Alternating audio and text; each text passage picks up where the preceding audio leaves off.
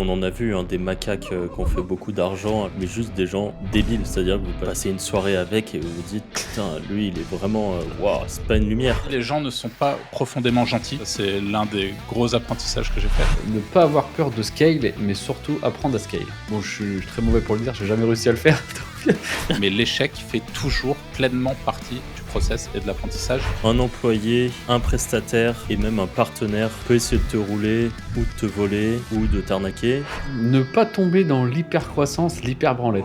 et le mec limite m'insulte au téléphone et me dit: «Tu sais quoi? On coupe tout, finito». C'est absolument pas un monde de bisounours. Ça, c'est quand même légendaire, ça.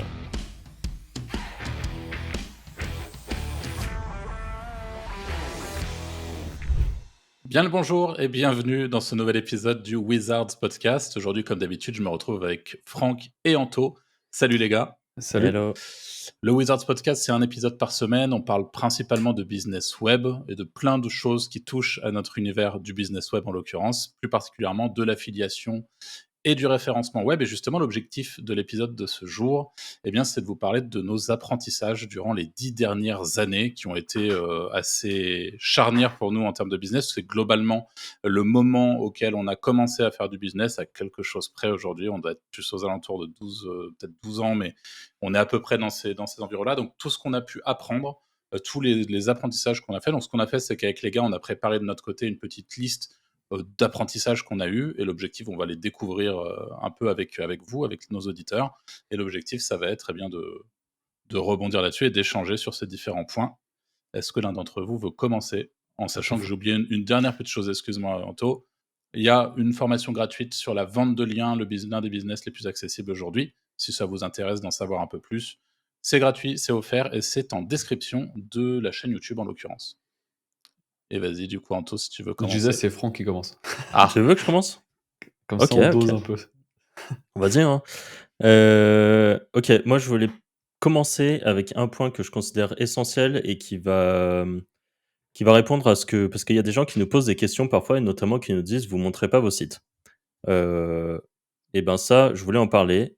De mon point de vue et je vais vous parler d'expérience perso, il ne faut idéalement jamais montrer vos projets d'affiliation. Là, je parle de la niche de l'affiliation, mais quand vous avez une bonne niche, ne montrez pas vos sites, n'en parlez pas, ne montrez pas votre chaîne YouTube, ne montrez pas ce que vous avez à des gens en qui vous n'avez pas une confiance, à 100.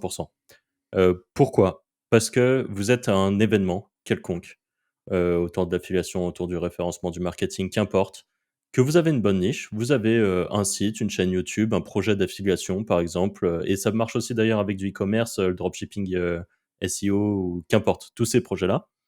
Quand vous avez des business qui vous rapportent de l'argent et où vous n'avez pas besoin de faire de l'acquisition de clients et que vous n'êtes pas là, pour récolter des leads ou des trucs comme ça durant votre event, vous avez absolument aucun intérêt à dire à quelqu'un que vous connaissez pas vraiment, lui dire: «Ah bah ouais, tiens, en ce moment, avec ce site-là, mon site, que de la niche, je sais pas moi, mon site dating, j'ai un site dating, j'ai trouvé un nouvel angle pour en parler et c'est ouf parce que, mon site, il me fait, 5 000 balles par mois, alors que je travaille pas trop dessus et que ça roule tout seul, quoi».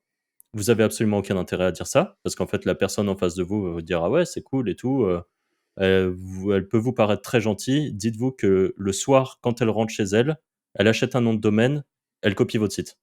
C'est comme ça. C'est juste, tout le monde a la dalle, tout le monde veut faire des sous, tout le monde est prêt à aller sur des marchés, parce que vous allez pas sur le marché de votre pote, mais d'un mec random que vous avez, rencontré à un event, et ben, vous le faites. Et je dis ça en connaissance de cause. Nous, on l'a fait. Enfin, c'est quand on était à Malte, il y a des bises qu'on a lancées parce qu'on nous a dit: «Ah tiens, untel, a ce business-là, ça a l'air de bien marcher», et nous, on se disait: «Bon, bah, feu, le lendemain matin, on met un employé dessus et il commence à faire le site». C'est comme ça, en fait. C'est un peu la règle du jeu et c'est pour ça que, par exemple, pendant les lives, pendant, qu'importe le moment où on discute de nos projets, on reste évasif sur les projets. Moi, par exemple, vous savez que j'ai des trucs dans les compléments alimentaires ou la santé, mais vous savez pas ce que c'est et c'est normal. J'ai pas envie de dire: «Tel site me rapporte, je sais pas moi, 8 000 € par mois». Parce que ça a aucun intérêt, parce que demain, sinon, on l'a vu d'ailleurs, avec Paul quand il a fait, son site, sur la Whey. il en a parlé dans une vidéo. Le lendemain, il y avait 10 sites qui lui avaient copié ses top requêtes. C'est comme ça, en fait. Tout le monde, en fait, on est des inconnus, on est des gens random et voilà. Je sais pas si, de toute façon, les gars, je sais que vous allez être alignés avec Ouais, moi j'aurais là-dessus. juste rebondi, j'aurais dit, même si le dire à des gens de confiance, ça peut être entre guillemets «répété» et pas spécialement par, Oui, en plus, ouais. que le mec veut faire des trucs ou et cetera, mais c'est que ça peut arriver à l'oreille de quelqu'un et en fait, tu peux te faire rebaiser comme ça aussi. Donc Ouais. Et moi, pour dire à quel point je suis parano, parce que même avec des gens qui sont complètement hors web, dans des situations complètement hors web, je ne parle pas de mes sites et quand on me demande pourquoi, je dis: «Mais parce que, par exemple, toi, tu as beau être», je parle à quelqu'un qui est comptable, je lui montre pas mon site. Parce qu'en fait, il a beau être comptable, si il a son pote, qui fait, du SEO en agence, il lui dit: «Ah tiens, j'ai rencontré un mec, il m'a parlé de son site, c'était ça, ah ça avait l'air de bien fonctionner pour lui». Exactement comme dit Anto, c'est pas la personne à qui vous en avez parlé qui est problématique, c'est une personne qui est encore plus loin, qui en a encore plus rien à foutre de vous. Donc en fait, qui a tout intérêt à aller, manger votre business s'il le peut. C'était Ouais, le et premier point, c'est l'une des choses d'ailleurs qui ont fait qu'avec le temps, avec les années, moi j'ai voulu peut-être prendre un peu plus de distance avec l'édition.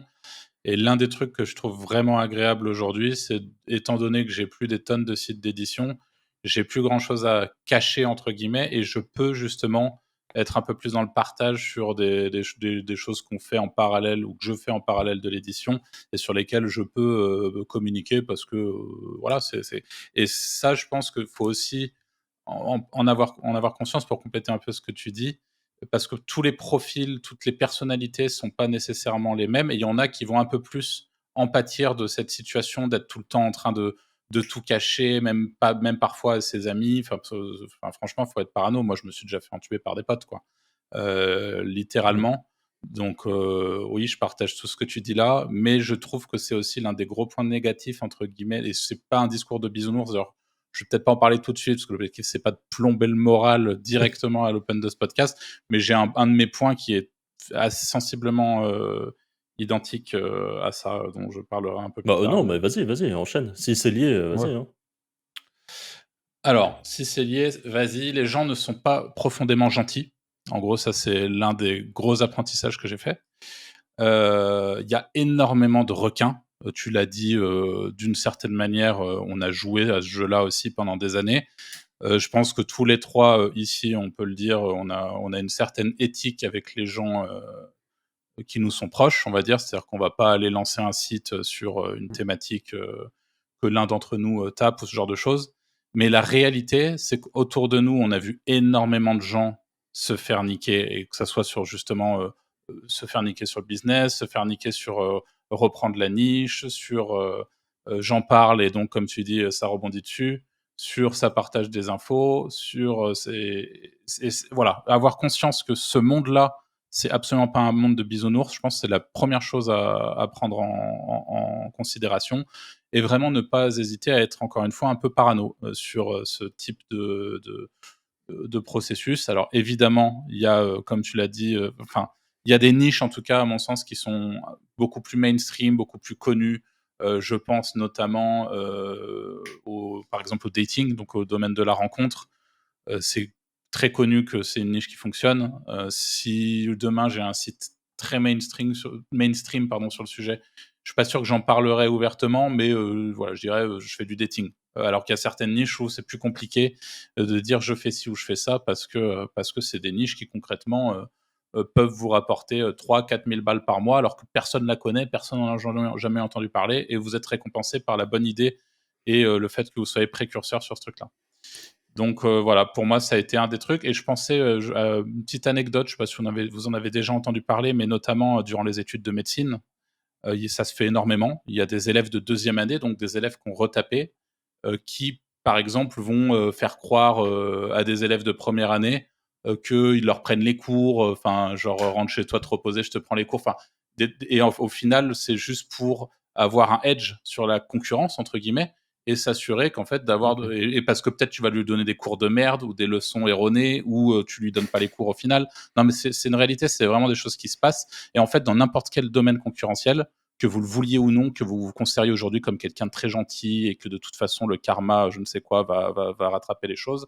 La réalité, c'est que les gens, euh, en général, en tout cas dans le business, sont pas là pour être gentils du tout, et qui vont sauter sur la moindre opportunité. Et demain, encore une fois, quelqu'un en qui moi j'ai pas d'affect ou que je ne connais pas, en effet, s'il fait l'erreur, comme l'a dit Franck, de me balancer sa niche et que la niche est rentable et que c'est pas un client, c'est pas quelqu'un que je connais encore une fois, mais j'ai aucun remords à poncer son site. Et la réalité, c'est que 80% des éditeurs auront absolument aucun remords. Vous avez peut-être 20% de gens gentils qui vivent sur une planète de bisounours qui auront peut-être des remords, qui vont se dire oh quand même. Mais la réalité, c'est qu'il y a une grosse partie des gens dont ça sera pas le cas. Donc, Et d'ailleurs, voilà. Anto, je pense toi tu pourras plus en parler, mais même un affiliate manager en qui tu as un peu Oh, confiance, c'est les il pires. hésite. Ouais, voilà, c'est ça. Il te Voilà, donne la confiance, mais ce sera le premier à balancer ton site, ta niche ou ton angle que tu as choisi pour ouais, n'importe quel exactement. truc. Même les landing pages, tout, c'est assez ouf. Même les Ouais. taux de clics, enfin tout. Et d'ailleurs, ça rebondit sur ce que j'ai mis. J'ai mis ne pas faire confiance trop vite et surtout ne pas juger trop vite les gens dans le sens où c'est pas parce qu'ils ont beaucoup de prestance, ils parlent beaucoup sur Twitter, et cetera, que c'est des mecs, fiables et qu'il faut leur faire confiance, quoi. Ouais. C'est parce que toi, tu as déjà été confronté à ce genre de truc, de toute façon, enfin, des 2 côtés. Enfin, toi, tu as déjà chopé, par exemple, des infos, en discutant avec des gens, au même titre que des trucs que Ouais, toi, tu as fait, on te les a déjà balancés, enfin, ouais, ça a déjà ouais. été balancé à d'autres. OK. Tu veux donner un autre point, Anto? J'ai mis un truc marrant parce qu'on en connaît tous, j'ai mis: «C'est pas le plus intelligent qui réussira le mieux». Ça, on en connaît un paquet et Ouais. c'est pas parce que vous pensez que vous avez un avantage, soit vous êtes plus intelligent, plus smart, vous savez dev ou des choses comme ça, en vrai, ça a aucun impact sur, l'argent que vous allez faire sur internet. Vraiment, Et pour un point essentiel, qui est que si vous agissez, si vous faites des choses, si vous créez, en fait, c'est ça mmh, qui sera le plus efficace par rapport à de la théorie pure. Vous avez beau être, par exemple, un excellent, vous êtes excellent pour faire de l'acquisition de trafic, qu'importe le levier, soit du SEO, soit vous êtes extrêmement bon dans l'achat de publicité, de SEA, ou sur Meta, sur Instagram, sur TikTok, qu'importe. Vous êtes un expert de l'acquisition. En fait, ça veut pas dire que derrière, si vous avez beau être expert, mais que vous lancez pas vraiment de trucs, que vous avez pas, qu'en gros vous agissez pas, bah, en fait, vous avez beau être le meilleur, il se et passe rien. parfois, c'est même parfois, je dirais que c'est négatif parce que tu réfléchis trop, alors qu'un Ouais. mec qui est moins smart va beaucoup plus vite à lancer des choses. Ouais, ah bah, Ça c'est très important ce que tu es en train de dire et je le revois encore beaucoup, notamment sur des sessions de coaching que je fais de temps en temps. Et en fait, je me rends compte que derrière la session, sur le feedback, il y a souvent une surintellectualisation de ce que j'ai proposé, conseillé. Et en fait, je pense qu'à partir du moment typiquement, être bon en business, c'est potentiellement être coachable, je pense. C'est-à-dire, quand on vous dit faites ça comme ça, et que vous avez par exemple payé pour avoir ces conseils-là, essayez ne serait-ce que pendant un moment d'y aller avec des œillères, on débranche le cerveau et en fait juste vous faites ce qu'on vous a conseillé. Et je pense qu'il y a beaucoup de gens pour rester un peu sur la même ligne que votre point là, qui sont justement dans cette surintellectualisation de ce qu'on peut leur dire, de l'information, de machin, et qui en fait se mettent à réfléchir beaucoup, à faire de la R&D, à faire des trucs, Mmh. et sur ce qui concrètement va leur faire gagner des sous, bah il y a moins d'action quoi. Donc et mais c'est oui, vrai qu'on en a vu, hein, des macaques, qui ont fait beaucoup d'argent alors que mais juste des gens débiles. C'est-à-dire que vous passez une soirée avec et vous vous dites: «Putain, lui, il est vraiment, waouh, c'est pas une lumière» et en fait, Ouais. tu qu'ils peuvent faire des sommes, énormes, que ça soit, je sais pas moi, avec, du e-commerce, ou qu'importe le truc, juste parce que c'est des gros bourrins, en fait. C'est des gros Mmh. bourrins qui réfléchissent pas, qui se posent pas des Mmh. questions juridiques ou je sais pas quoi, enfin, vraiment juste qu'agissent, et qui avancent, alors que tu as des gens qui vont passer 2 jours sur leur mention légale parce qu'ils veulent être sûrs de pas avoir raté une phrase dedans, quoi. Ce qui peut être bien quand tu es big, mais ce qui dans à une échelle de quelqu'un et encore, ouais. hein. Ouais, franchement, il faut savoir lancer du MVP. Donc ça, c'est du MVP, donc minimum viable Valuable, product. ouais. Et grosso modo, être capable de lancer peu importe d'ailleurs ce que c'est comme business en ligne, mais faites les choses, agissez et encore une fois, ne surintellectualisez pas trop. Parce qu'encore une fois, c'est ceux qui agissent qui se plantent le plus vite et je vais en profiter pour pour vous hijack le prochain point. Mais justement, voilà, l'échec fait clairement partie du process. Ça, pour le coup, avec l'expérience et le temps, vous allez pouvoir minimiser le nombre d'échecs, mais l'échec fait toujours pleinement partie du process et de l'apprentissage. Et ça, c'est pareil, il y a énormément de gens qui ne supportent pas l'échec ou qui ne supportent pas l'idée de potentiellement pouvoir échouer sur leur futur business en ligne et qui, du coup, en fait, ne lanceront jamais le truc parce que je pense que d'une certaine manière, ah, et si j'échoue et machin et truc. Et je pense que ça, c'est pareil, c'est un très gros frein et que c'est important de comprendre que encore une fois, c'est vraiment les charbonneurs, les mecs qui vont y aller tête baissée, qui vont se prendre 3, 4, 5, 6 murs. Et en fait, au septième mur, c'est l'Eldorado, quoi. Parce qu'ils ont compris un truc, parce qu'ils sont passés à l'action et parce que c'est comme ça que ça fonctionne. Alors après, vous pouvez encore une fois minimiser un peu le nombre d'échecs potentiels en étant formé ou en ayant acquis de l'expérience par vous-même. Mais, euh, mais voilà, on peut jamais se séparer de ce truc-là, quoi. D'ailleurs, j'ai écouté une interview des fondateurs de, Mime. Mime qui est un gros concurrent de OnlyFans pour ceux qui donc plateforme de contenu, privé et en fait, c'est 2 Français, d'ailleurs, il y en a un qui vit à Lyon, il me semble. Ah ouais. Ouais et donc les 2 sont français et les 2 dans l'interview, ils en parlent et en gros, ce qu'ils disaient, c'est qu'ils ont essayé de faire plein de projets et que ça a toujours été des échecs. Vraiment, ils disaient qu'en gros, qu'ils vivotaient avant, qu'ils ont essayé de lancer plein de trucs et qu'il y a Mm. jamais rien qui a pris et que là, ils se sont dit, il y en a d'ailleurs sur les 2, il y en a un qui était pas du tout chaud pour le projet. Il y en a un qui était vraiment chaud, qui a dit: «Mais si, vas-y feu, je pense que ça peut être bien». L'autre un peu résigné s'est dit: «Bon, bah, vas-y, on tente», mais je me rappelle plus comment il le disait, mais c'était un peu, la carte de la dernière chance, quoi. C'est ils se sont dit: «Bon, Mm. ça passe ou ça casse». Il s'avère que ça a marché, et tant mieux pour eux et ils se sont plantés sur plein de trucs et en fait, ils racontent un peu toutes leurs galères qu'ils ont eues. Parce qu'en plus de ça, c'était pas des mecs qui étaient titanesques, c'est-à-dire qu'ils sont arrivés dans un marché qui est quand même très bizarre et très border Mmh. et ils se sont retrouvés à un moment devoir se dire, «Putain, mais comment, Stripe, ils acceptent pas, les paiements pour des trucs comme ça». Donc en fait, devoir trouver des PSP, non, enfin des providers de paiement quoi, qui acceptent ce qui s'appelle du high risk, donc des trucs assez risqués, ce qui est notamment des mimes, des OnlyFans et tout ça. Heu bah, voilà, ils ont fini par trouver les contacts et puis en fait, c'est un des 2 qui avait développé la première version dans un format de PHP, un peu à l'ancienne, qui marchait pour au début quand tu as pas trop de gens. Mais en fait, à un moment, ils se sont retrouvés avec un site méga lent, les gens qui uploadent leurs photos, leurs trucs et tout et du coup, bah, là, ils se sont dit: «Putain, comment on va faire?» parce qu'on a un MVP Mhm. qui marche, faut qu'on passe à l'étape suivante. Bah, ils ont trouvé une agence, ils se sont fait scammer par l'agence. Donc du coup, ils ont dû, recruter après en interne des gens pour faire les trucs. Enfin, ils se sont retrouvés vraiment dans des situations, complexes et bah, aujourd'hui, c'est un business qui fait, plusieurs, centaines de millions, je pense. À mon Mm. avis, c'est vraiment, Ouais, c'est énorme. big, big. Enfin, en C'est tout c'est cas, sur sur plusieurs quelle chaîne YouTube qu'on peut écouter ça, cette interview-là? et ben, c'est je crois que c'est sur les gros mots de, Gérald Faure. Il me Ok, semble que c'est là-dessus que je l'ai écouté. Ça doit être ok, un des derniers podcasts, que qui est sur la chaîne. ok, cool. Donc voilà. Euh, Hem, vas-y. oui, pardon, non, c'était à toi ou à Anto, là? Ouais, bah, vas-y, Anto, si tu veux. Bah, je vais rester dans ce que tu as dit, ça reprend, ça va rebondir un peu. J'ai mis, ne pas avoir peur de scale, mais surtout apprendre à scale. Bon, je suis très mauvais pour le dire, j'ai jamais réussi à le faire, donc mais Vas-y, je explique. bah, moi, j'ai jamais réussi à scale, par exemple. J'ai toujours eu des opportunités, mais j'ai jamais réussi à les faire péter. À l'inverse, plein de gens arrivent à les faire péter.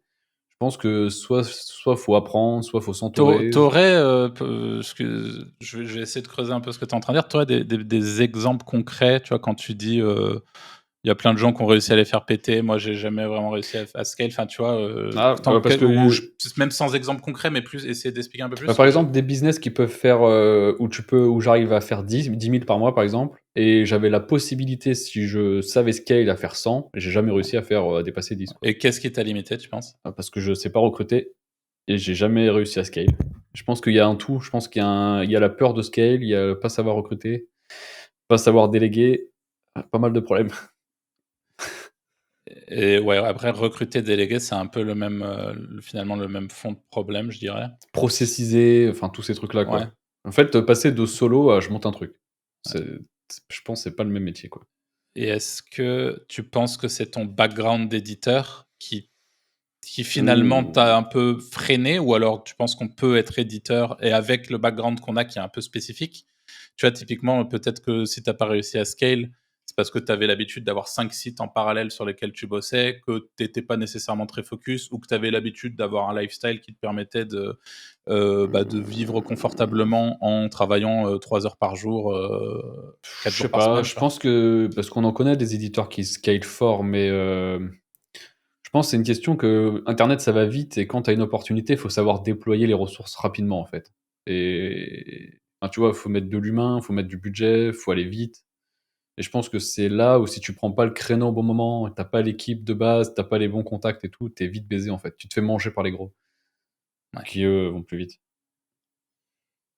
Ouais, je pense que tu as ça et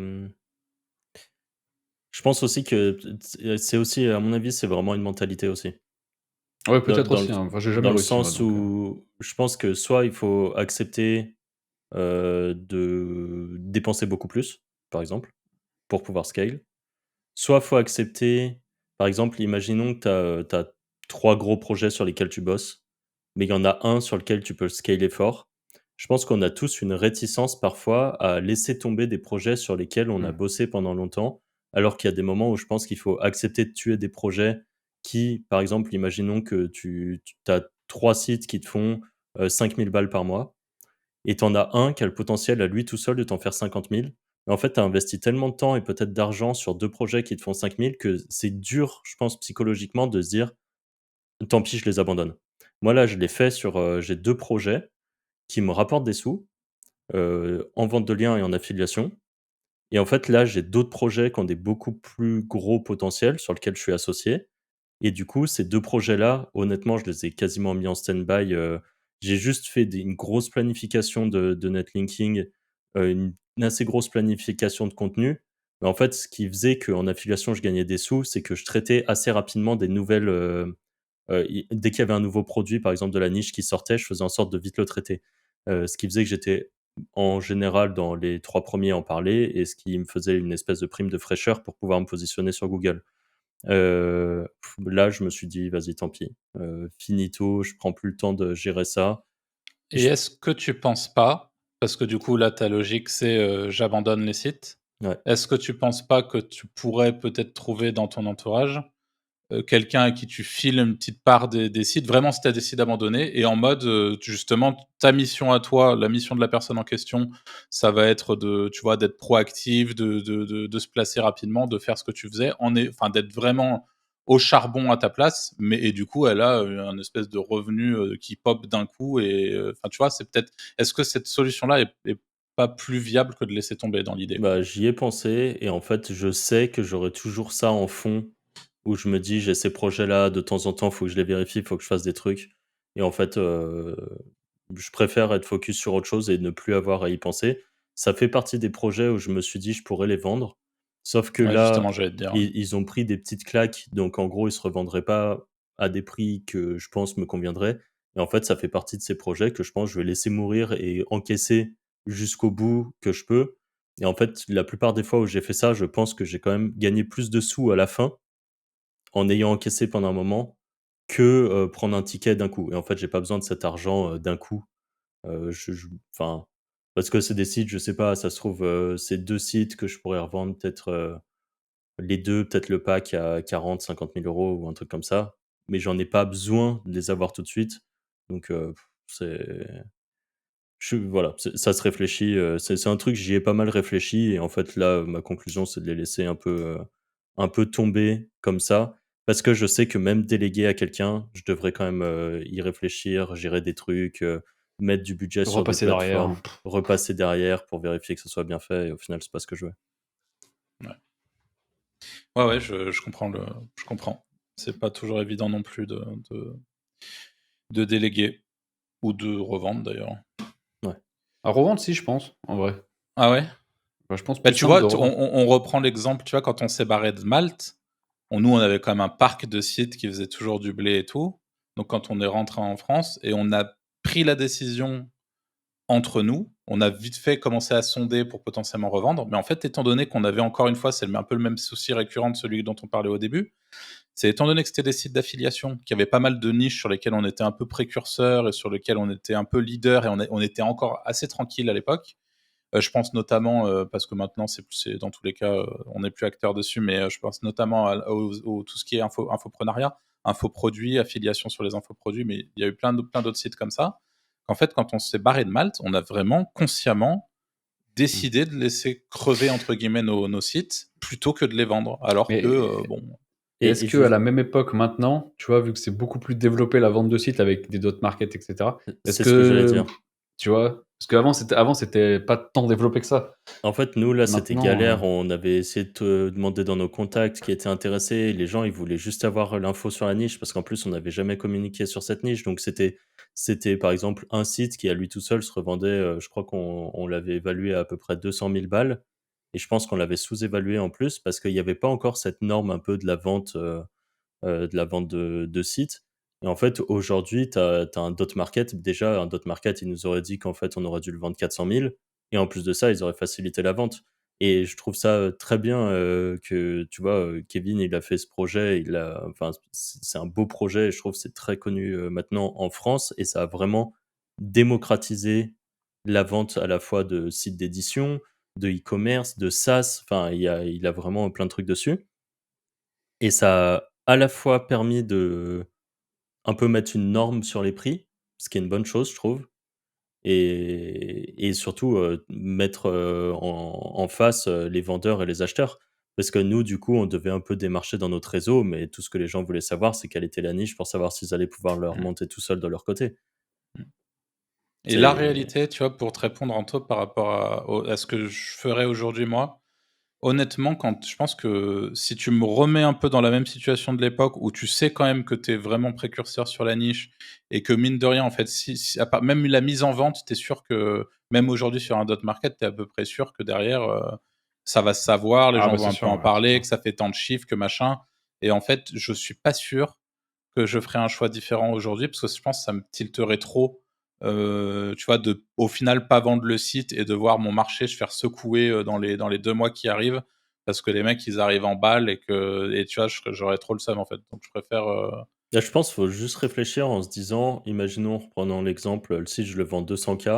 C'est est-ce que le site a le potentiel de faire 200 K dans les mois qui arrivent, enfin, ou dans les 2 ans, qui arrivent? Parce qu'on sait qu'un site qui est plus entretenu va finir par crever. Donc, faut se dire en combien de temps ces 200 K je pourrais les faire? Et auquel cas, est-ce que ça vaut le coup de le vendre ou pas? mmh, Quitte à enfin, est-ce que ça vaut le coup même de tenter de le vendre même s'il se vend pas? C'est même ça la question. Je pense ouais. qu'il y a des réflexions à faire là-dessus.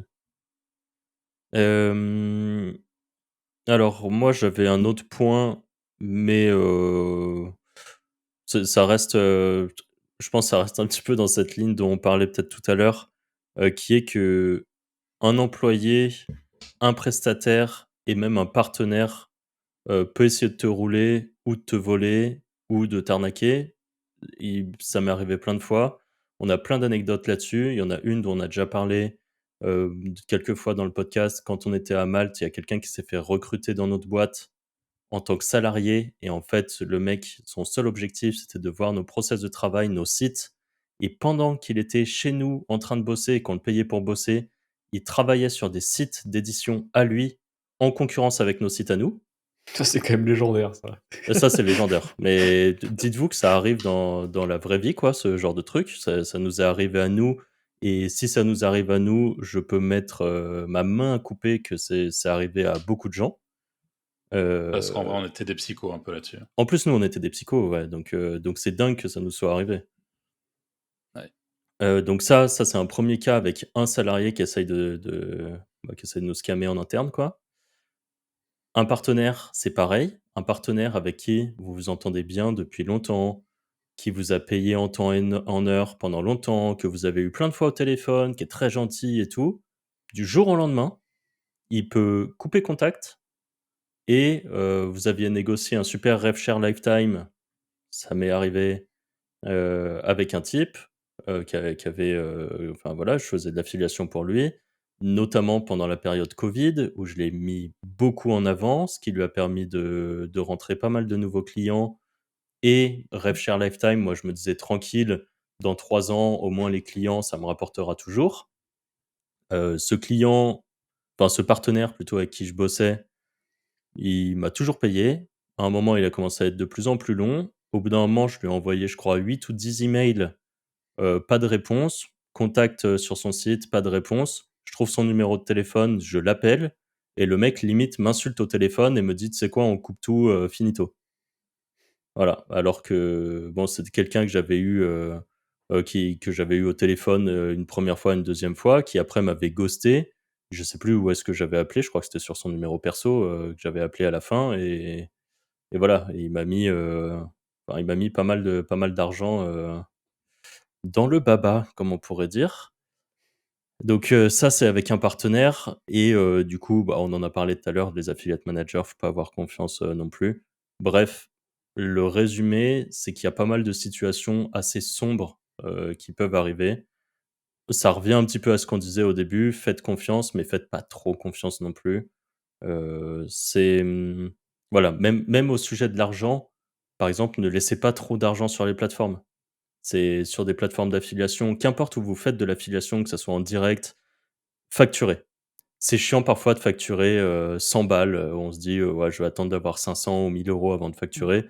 Moi, j'ai longtemps fonctionné comme ça et en fait, à coup de laisser 500 balles par-ci par-là, et en fait de jamais se les faire payer pour une raison ou une autre, et ben, je sais pas, je dois avoir peut-être, 5 ou 10 000 balles qui sont dans la nature et que je me ferai jamais facturer, en fait, et c'est dommage, c'est quand même de l'argent, que j'aurais préféré avoir dans ma poche. Donc voilà, facturez assez vite vos trucs, n'attendez pas trop et récupérez votre argent quand vous pouvez l'avoir. C'est mieux d'avoir votre argent dans votre poche que sur une plateforme, quelque part en se disant qu'un jour vous l'aurez. Je supprime du coup mon point. Un partenariat n'est jamais éternel. Ouais, en effet. Ça, c'est clair. Anto, Ne pas tomber dans l'hypercroissance, l'hyperbranlette, j'ai mis. explique-nous. Vas-y. Bah, parce qu'on en connaît aussi beaucoup qui en voulant scale, bah, ça reprend un point parce que c'est aussi des choses qui me font peur, c'est que de trop scale après, tu as des coûts fixes et des choses, bah, tu as tout ton infra à maintenir et que tu tombes dans l'hypercroissance et au final tu gagnes moins, voire, plus du tout et tu dois même couler ta boîte. Donc C'est de c'est l'hyper-branlette. voilà. Après ça permet de dire en chiffre d'affaires que tu as fait des très gros chiffres, hein, Oui, voilà, et c'est ça ça. c'est stylé, hein. Ça c'est stylé de pouvoir dire que tu as fait, beaucoup d'argent, mais ouais. Ouais, c'est vrai qu'il faut vraiment bien gérer, après ça c'est Parce que dur le en web, fait. ça va vite, hein. Bah, c'est un peu le problème. C'est que Mmh. parfois, tu as des projets où, tu vois, on en parlait pour scale, il faut investir, mais du Mmh. coup, il faut quand même investir tout en partant du principe que c'est peut-être pas éternel. Je pense que c'est un des trucs qui est Mmh. compliqué. Après, on dit le web, mais c'est comme ça dans tous les biz, hein. En fait, il peut se Ouais, passer plein de peut-être, ouais. choses dans J'ai n'importe quel l'impression business. que le web, c'est un peu.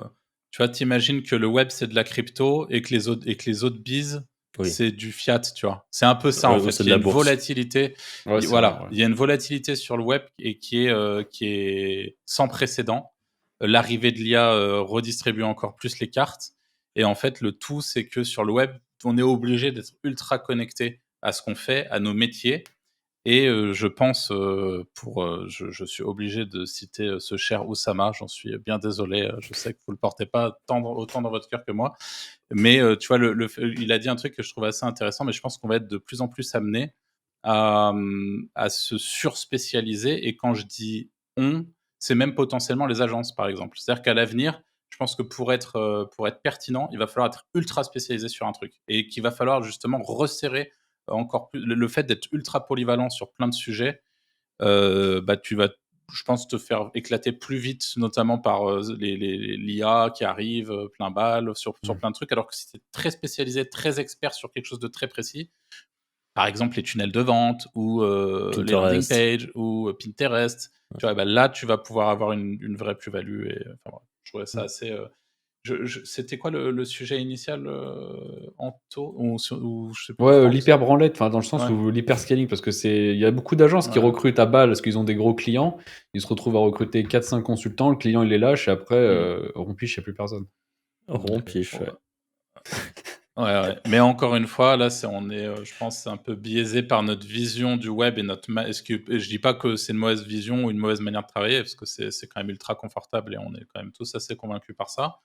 Mais on n'a pas du tout le côté, les mêmes ambitions que quelqu'un qui monte une agence aujourd'hui, qui va chercher à construire justement le CA, le machin, dans l'idée d'une potentielle revente, tu vois. Enfin, Ouais, ça. j'imagine que pour beaucoup, alors que nous, on est à des années-lumière de ça, parce qu'on travaille de manière très différente depuis très longtemps.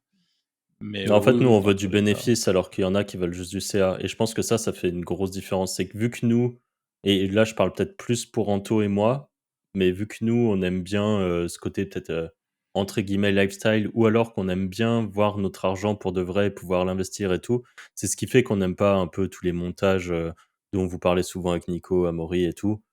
C'est que je pense avec Anto, nous, on a plus ce besoin d'avoir, l'argent maintenant et ça revient, à plein de trucs où, par exemple, nous, moi, je suis beaucoup revenu, par exemple, sur l'histoire du rev share.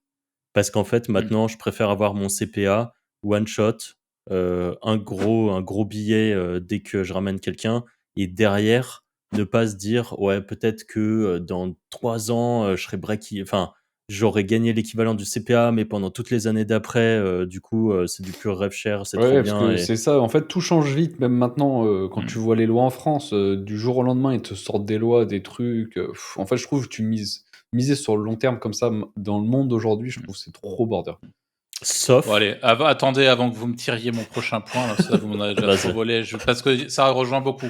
vas-y, Mais vas-y. c'est les revenus passifs n'existent pas, point. Un business qui cartonne à un moment T peut être complètement mort 5 ans après. Ouais. Donc ça, c'est un peu deux Ah ouais, 2 clairement. points qui sont, je pense que pour quelqu'un qui débute, parce que c'est une vision que j'ai eue, beaucoup au début, où je me disais, moi, je me souviens qu'il y a un moment où, notamment sur Malte, on gagnait très bien notre vie. On avait des très gros sites qui engrangeaient beaucoup d'argent, sur différentes thématiques. En plus, on était assez diversifiés et tout. Et moi, il y a eu ce moment où concrètement, à 28 ans, j'étais persuadé que je partais à la retraite quand je voulais, que je rentrais chez moi, que c'était enfin vraiment, j'avais quand même ce truc un peu biaisé de ce que je gagne aujourd'hui, c'est plus ou moins ce que je vais gagner toute ma vie de manière très lisse, peu importe ce que je fais, enfin, il y a un espèce de truc qui est très mensonger là-dedans. Et avec le temps, et d'autant plus aujourd'hui, parce que je pense que d'une certaine manière, la concurrence, enfin, je sais pas si elle est plus présente qu'à l'époque, mais dans tous les cas, c'est quand même, les choses sont quand même mieux documentées. Donc il y a beaucoup de gens qui sont globalement plus performants aussi. Et les revenus passifs n'existent pas. Ça veut pas dire que vous pouvez pas avoir cette sensation-là pendant quelques mois. Il y a sans doute des exceptions qui confirment la règle et des gens qui arrivent aujourd'hui à avoir des choses vraiment très, très passives. Mais dans la globalité, c'est, je pense, un faux ami, de penser ça. Et la notion de un business qui cartonne à un moment précis ne cartonnera peut-être, voire il y a des chances que ça cartonne pas 5 ans après de la même manière, voire plus du tout. Ça aussi, c'est important de s'en souvenir. Et je pense que ça vous aidera d'ailleurs à maintenir le focus, parce que le fond du problème, c'est un petit peu ça aussi, c'est qu'on en a beaucoup parlé dans ce podcast, mais c'est très commun de voir des éditeurs de sites qui lancent un site, au bout d'un an, par exemple, au pif, le site se met à bien marcher, le CA monte, tout est au vert, etc. Au bout de 3 ans, on pense on est à peu près premier sur toutes les requêtes, on est devenu un vrai leader de son marché, de son secteur, on gagne très bien notre vie par rapport au site, et c'est clairement à ce moment-là que généralement on lève un peu le pied en mode ouais, c'est la fast life, revenu passif et tout roule et machin. Et la réalité, c'est qu'aujourd'hui, plus que jamais, les algorithmes, avec un grand S, tous autant qu'ils sont, récompensent aussi le fait d'être proactif et régulier. Donc voilà, c'est. important d'enregistrer ça, je pense. Ouais, clairement. Anto, est-ce que tu as un point que tu veux voir? Bah, toujours dans le scaling, en fait, j'ai l'impression que j'ai toujours ça. J'ai mis savoir recruter est un vrai job. Mais je crois que ça, c'est. C'était un point aussi, bordel. Ouais, ça, c'est. Je pense que bah, vous êtes mieux concerné parce que vous avez recruté, mais je pense qu'en fait, recruter des gens, c'est C'est dur, hein. C'est très dur. Ouais. c'est très dur. Et c'est dur dans C'est ouais. plein. Ouais, vas-y Et si tu veux. Parce que toi, Arthur, je pense que t'es meilleur que moi en plus dans le recrutement et tout. Bah, moi, j'aime beaucoup. J'aime vraiment beaucoup. Je trouve que c'est un truc très, très passionnant. Enfin, l'humain, globalement, c'est quelque chose qui m'a toujours beaucoup intéressé. Mais c'est en effet très compliqué. Et au-delà d'être compliqué, aujourd'hui, c'est dur de trouver un bon profil. Mais toujours pour les mêmes raisons que le fait que le web avance très vite, bouge très vite, etc., c'est aussi extrêmement dur de conserver un bon profil. Donc il y a le fait qu'il soit dur à trouver et le fait qu'il soit très dur de le conserver. Et après, il y a tout ce qu'il y a autour. Mais c'est sûr que le recrutement, c'est vraiment un truc, c'est très challengeant. Et moi, c'est à la limite, je suis chaud d'avoir votre point de vue, parce que c'est vrai que ça, c'est un truc, en rentrant de Malte, je pense que j'avais une idée assez tranchée. À Malte, on a eu un petit peu de tout. On a eu des gens avec qui on bosse toujours aujourd'hui, qui sont des très bons éléments. On a eu des gens qui étaient un peu moins bons, des moins bons éléments. Et à Malte, on était un peu dans ce délire où, tu sais, c'était un peu en mode un peu start-up. C'était pas complètement, c'était pas laxiste du tout, mais il y avait quand même ce truc très. On avait une petite play avec une salle de jeu, une petite table de tennis. Enfin, on avait la table de tennis, je sais Ouais, plus. on avait De une table de tennis de table. ping-pong, hein, Voilà, comme les vrais. Hein. de ping-pong. Donc en fait, Et le et canapé et la avec du Switch. recul aujourd'hui, si je dois refaire et je suis très curieux d'avoir vos points de vue en commentaire, parce qu'encore une fois, je suis peut-être un peu biaisé sur ce genre de truc. Si je devais aujourd'hui avoir une boîte avec des employés, je reprends le contexte de Malte. Aujourd'hui, je suis en France, on en reparle juste après. Mais ça serait pas du tout de la même manière. C'est-à-dire que je serais beaucoup plus carré. Je ne créerais pas de lien avec mes employés. Enfin, tu vois, je pense que sans être pour autant un connard, loin de là, mais je mettrais une certaine distance, je pense, avec mes équipes. Chose que j'ai pas nécessairement fait à l'époque, même si encore une fois, c'était pas mes meilleurs potes, mais je pense Non, que mais c'est on faisait quand important même pas mal des d'avoir. soirées Ouais. ensemble, tout ça, quoi. On allait Et au bar. il y a soirée et soirée, mais étant donné qu'on embauchait des gens parfois plus vieux que nous, c'est aussi une réalité. C'était compliqué, je pense, d'avoir le même respect potentiel que tu peux avoir pour ton employeur avec qui tu as une certaine distance, avec machin. Donc, sans encore une fois, on se faisait respecter, y a pas de souci, mais pour moi, en tout cas, je pense qu'aujourd'hui, je ne referai pas les choses de la même manière. Et le dernier point que je veux aborder, c'est que encore moins en France, puisque la réalité, on en parlait tout à l'heure, l'employé en question, qu'on a globalement assez vite grillé, hein, celui qui nous faisait de la concurrence à l'intérieur même des bureaux et tout. Ben, on a eu aussi la chance d'être dans un pays où tu peux virer les gens quand tu veux, en fait. Parce que la réalité, c'est que là, en l'occurrence, je pense qu'en France, je suis pas sûr, enfin si, peut-être pour faute grave quand même, mais Pour faute grave, mais par contre, tu termines au prud'homme et c'est peut-être complexe quand même à gérer. En voilà. fait, c'est pas que c'est pas que c'est complexe parce qu'à la fin tu gagnes, parce que tu es quand même dans tes droits. Tu pas à payer un employé, qui sur son temps de travail, te concurrence sur un projet. Enfin, ça n'a littéralement aucun sens. Mais ce serait de la procédure, c'est long à gérer, tu dois prendre tes avocats, tu dois je enfin voilà, c'est de la merde. C'est vraiment trop chiant. Là, le mec est arrivé le lendemain matin, enfin, on s'en est rendu compte, le lendemain matin, il avait son petit carton, il est reparti, il rentre chez toi, hein, et puis voilà, terminé. Mmh. Anto, ça tu bien aimé cette action, je pense. T'aurais C'est été vrai. Ah, cringé toi, au tu aurais max. été cringe au max, ouais. Ça, c'est sûr. Je pense que tu aurais regardé droit dans le mur. Franchement, c'était pas. Moi, je me souviendrai longtemps de ce moment, hein. Le moment où, tu vois, on attendait tous dans la salle de réunion en bas. Le mec rentre, il nous dit bonjour, on lui dit reste là, faut qu'on parle. Et nous, on était 4 associés face à lui. Enfin, moi, c'était complexe ce moment, franchement. C'était Je sais plus si particulier. c'est toi ou Jordan qui l'a géré C'est parce que Jordan. ah C'est ouais. Jordan parce que honnêtement, là, il fallait. Enfin, moi, j'étais très énervé. Mais j'ai un problème, c'est que je peux rapidement, dès que je suis sous le coup de l'émotion, je suis plus. Je sais pas trop enfin, je sais pas trop comment expliquer, mais grosso modo, il vaut mieux que ce soit pas moi qui parle parce que je peux dire des trucs que je pense pas nécessairement ou alors dire des trucs que je pense mais qu'il fallait pas dire, des trucs comme ça. Mais voilà, donc c'est vrai que c'est Jordan et je l'en remercie encore parce que Et il avait très ça bien devait pas géré être dans mes simple. souvenirs. Parce que je me souviens Ouais. qu'avec avec Rico, on était on était vraiment tous cringe, on savait pas comment gérer ce truc, on était tous énervés. Enfin, Ouais, ouais, Jordan avait très bien géré ça. ouais, c'est clair. Mais c'était un mec, tout seul qui lançait ses bits de son côté ou c'était une boîte Non, non, concurrente qui avait envoyé un Il, spike? il lançait avec un associé dans une il, autre boîte. OK, il d'accord. avait, ouais, ouais. Ah non, il avait fait les choses bien. Le mec, il s'est vraiment dit, vas-y, je rentre là-dedans, je leur bouffe tout, quoi. Parce qu'il OK. lançait vraiment, c'était des copier-coller de nos sites, hein, avec nos technologies, même, enfin, même thème WordPress, même façon de faire OK, les d'accord. sites. Enfin, il est venu, il a pris la strat, quoi. Mm.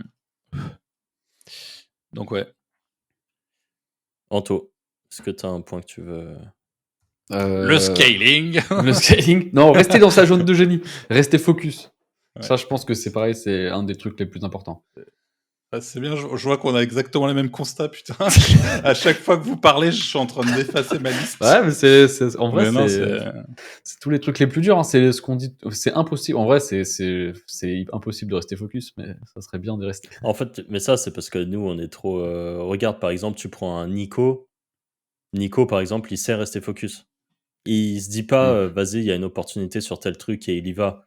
Il sait que lui, il a sa formation Amazon KDP et ses livres KDP et il reste là-dessus. Et Ouais, mais déjà, ça fait 2 focus en réalité. Si t'en parles à ouais, Nico, mais ouais, je non. pense lui, il préférerait être focus enfin, il préférerait, il est très content de sa situation actuelle et dans tous les cas, c'est une situation qu'il a choisie. Mais je pense que dans la théorie, en tout cas, il faudrait qu'il soit uniquement sur un de ces 2 bises, quoi. Je pense qu'il aurait pas, bah, dans ce cas-là, la formation, il serait moins légitime s'il faisait pas de ses livres, en Oui, fait. ça, c'est vrai. C'est un Ouais, peu le ouais. problème, c'est que lui, il a 2 business qui sont quand même très liés. Ouais. Là où je trouverais que ça serait vraiment, moins bien, c'est si, par exemple, il faisait, sa formation Amazon KDP et qu'il avait un tout petit peu de KDP à côté et qu'à côté, je sais pas, il montait une start-up, de TikTok, de Mmh. contenu TikTok ou je sais pas, un truc comme ça, ou une agence de contenu TikTok. Enfin, ça aurait pas du tout le même, là, c'est tellement lié ces 2 trucs. Mais ça, c'est pareil, je pense que c'est notre problématique à nous. Quoique, faudrait dans ceux qui nous écoutent, je sais pas si vous arrivez vraiment à être, vraiment focus sur votre projet ou si au fond vous avez toujours ce petit truc, de vous dire, je sais pas, je fais de l'édition, je sais faire de l'édition sur une niche que j'aime bien et sur lequel je suis bon, mais j'ai entendu parler de cette autre niche, est-ce que j'irai pas l'attaquer? Et en fait, je pense qu'on a tous ce petit truc, de toujours croire que l'herbe elle est plus verte ailleurs alors que ça se trouve on pourrait, bah, voilà, Mais je pense c'est ils vont nous dire oui, mais le problème, c'est qu'eux aussi, c'est des éditeurs dans ce truc-là. Et Non, je mais pense que je pense ça que c'est le il y a défi il y rejoint. a pas que d'internet des parce qu'en éditeurs fait, qui nous c'est écoutent. Tu penses? le biz est Ouais. facile à lancer, je pense aussi. Parce que, genre, si t'as un restaurant et que tu t'entends qu'un kebab il marche mieux, tu vas pas aller ouvrir un kebab. Tu vois, le ticket d'entrée, il est pas pareil qu'un nom de domaine à 5 balles. Je trouve C'est vrai, que ouais. c'est, je trouve que c'est la problématique, je pense que c'est ça aussi. Ouais, Ce que, pour ça, ouais, c'est vrai que l'avantage, ça soit mais même, tu vois, est-ce que, en fait, dans ceux qui nous écoutent, je sais qu'il y en a qui sont freelance, je sais qu'il y en a qui ont des agences, qui ont plein de trucs différents. Je sais que, enfin, que dans les coachings, il y a plein de gens différents, à qui j'ai fait des coachings. En fait, on est écouté par vraiment des gens Mmh. très, très différents et tout le monde a à un moment ce petit truc de vouloir aller autre part, et même des gens qui ont des très, très grosses boîtes, hein. Tu vois, c'est des je pense je pense que nous, déjà, on est dans un espèce de microcosme où on est hyper biaisé parce que on Mmh. côtoie beaucoup d'éditeurs et tout ça autour de nous. Mais je pense malgré tout qu'il y a pas mal de gens qui s'ouvrent quand même et qui se disent: «Ah, est-ce que ça serait pas, bah, par exemple, de toute façon, on le sait, dans ceux qui nous prennent, ceux qui rejoignent la Wizard Academy, il y en a plein des gens qui ont déjà des business qui tournent, mais Mmh. qui l'affiliation leur donne envie soit pour plus tard, soit qui leur permet, soit l'objectif, c'est par exemple, ils sont prestataires et de vouloir, diminuer la quantité de clients et pouvoir bosser sur des projets à eux où Mmh. ils vont pouvoir, gagner de l'argent sans avoir à être, redevable d'un client qui va venir lui poser des questions ou des trucs comme ça. Bah, voilà, on a pas mal de gens différents, dans ces domaines, enfin, qui veulent rejoindre, par exemple, la Wizard Academy et je parle de la Wizard Academy, mais je pense qu'il y a plein de sujets comme ça. Mmh. C'est-à-dire que quand on a, je sais pas, même, par exemple, quand Nico, il est passé en interview sur le podcast, il y a plein de gens qui se sont dit: «Vas-y, j'ai envie de lancer du KDP». Alors C'est vrai, ouais. que c'est pas du tout, peut-être qu'ils en avaient jamais entendu parler, peut-être qu'ils savaient pas que ça existait, sauf que, hop, ils voient ce truc et ils se disent, «Ah bah, il y a une opportunité, ça a pas l'air si compliqué, feu». Alors qu'en vrai, tous les business, quasiment, nécessitent une phase d'apprentissage et à la fois que ça soit théorique et de mise en application et que bien souvent, on va se planter sur les 1, 2, 3 premiers projets avant d'en avoir un qui va vraiment fonctionner bien. Les sites, c'est pareil. C'est rare que votre premier site, quand vous êtes éditeur de site ou votre première chaîne YouTube, si vous voulez faire de l'affiliation sur YouTube ou sur des réseaux sociaux, heu, c'est rare que dès votre premier compte, ça perce, en fait. Parce qu'au début, vous allez faire un peu n'importe quoi et que, bah, au fil du temps, vous allez apprendre ce qui fonctionne vraiment, quoi. Et c'est normal. C'est juste le fonctionnement logique des choses, ou alors, vous êtes un peu un génie ou vous avez eu un méga coup de chance et tant mieux pour vous, dès le premier coup, ça a marché et dans ce cas-là, tant mieux. Mmh. Eh oui. Hem je m'étais noté ne pas avoir peur de négocier. Là, je parle Ah que oui, ça par soit dans contre, ouais. l'affiliation ou dans d'autres domaines, que ça soit, si vous êtes prestataire et ben, quand vous faites des devis, de peut-être, essayer de négocier pour, notamment essayer de facturer plus. J'en parlais avec mon beau-frère, ce week-end, qui me dit, bah, que lui, en gros, il a trop de clients qui refusent des clients. Je lui dis: «Mais je comprends pas, pourquoi tu montes pas tes prix?» Et en fait, je sais pas, il était un peu bloqué sur ce truc, de je pense peut-être ne pas vouloir, négocier, peut-être, que les gens sont habitués en fait, quand on commence à faire des prix un peu high ticket ou un peu plus cher que la norme, bah, évidemment, on s'ouvre au fait que les gens vont dire: «Ah bah, c'est cher!» Mais encore faut-il, du coup, réussir à justifier. Évidemment, ne pas forcément monter vos prix sans raison, même si, ça pourrait marcher. Mais si vous voilà, même si vous savez si vous savez que ce que vous faites est bien, faut pas hésiter à vouloir monter les prix. Si, par exemple, vous avez un partenaire d'affiliation avec qui vous bossez même depuis 1 an, 2 ans, que vous ramenez de plus en plus de trafic, et ben, c'est normal d'aller renégocier vos taux, d'aller renégocier votre CPA. Ça, c'est pareil, en taux, je pense que toi, tu es le spécialiste pour ça. Toi, tu vas tout le temps les renégocier tes CPA. Ouais, toujours. Bah, c'est parce qu'en fait, sur les networks, ton CPA, il est basé sur l'ensemble de leur trafic. Donc si toi, tu envoies du trafic quali, c'est du caviar pour eux. Donc je sais qu'il y en a qui s'amusent à mettre des fausses conversions, bref, pour essayer de gagner un peu plus en les niquant, mais autant négocier un bon CPA et eux, ils savent que ton trafic, tu leur apportes tant et voilà, quoi. C'est un deal où tout le monde est gagnant, au final. Ouais, ouais, clairement. Donc voilà, forcez-vous. Au début, c'est un peu bizarre, d'essayer de négocier et tout. Moi, je sais que j'ai pas toujours été hyper à l'aise avec ça et maintenant je le suis, Ouais, même mettre en concurrence, hein, tu leur dis: «Sur tel network, l'offre elle est à bah, tant, sur exactement. celui-là elle est à tant, est-ce que tu peux t'aligner oui, non? Sinon tu vas ailleurs, hein». Enfin, c'est comme ça. Ouais, c'est ça. Bah, là, moi, justement, j'aime bien négocier en ayant quand même d'autres cartes. Juste débarquer et dire, «Je voudrais négocier». En général, j'ai pas de truc, mais ça, je l'avais fait sur certains sites, heu, où j'avais un meilleur quelque chose, quoi. Et du coup, au fil du temps, au fil des mois, j'ai réussi à vraiment faire monter mes taux d'affiliation parce que, par exemple, au début, j'étais à 15 d'affiliation et après, il y a quelqu'un qui vient me parler, qui me dit: «Ah, j'aimerais bien être, mieux classé chez toi, comment on peut faire?» Je dis: «Bah, voilà, moi, machin, il me propose 15 pour l'instant, ça fonctionne bien, j'ai des beaux taux de conv, heu, j'ai pas trop de raison de te mettre plus en avant». Il me dit: «Ouais, mais OK, mais dans ce cas-là, je t'en propose 20». Je fais: «Bon, bah, OK, si tu veux, on essaye». Hop, ça marche plutôt bien. Du coup, l'autre, il revient, il dit: «Ah bah, moi, maintenant, je te propose 25».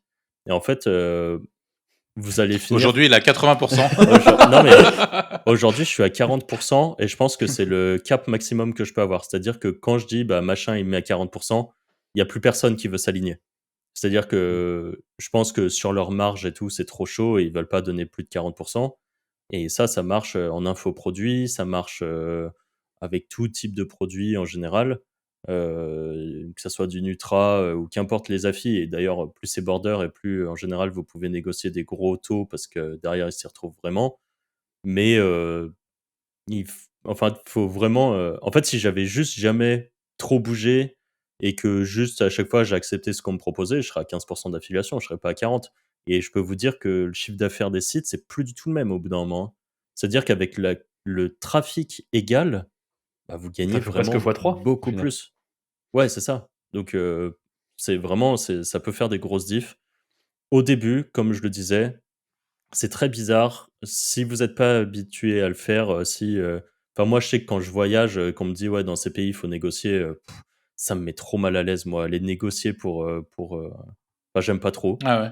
Ouais, non, j'aime pas et c'est pas du tout un jeu, pour moi ça. Je sais qu'il y a des gens qui adorent négocier, tu vas en Chine, par exemple, j'ai voyagé en Chine, je m'étais un peu forcé à négocier mais c'est un enfer, quoi. En plus de ça, tu le sais à la fin que vous allez trouver un accord qui est à peu près au milieu ou un truc comme ça.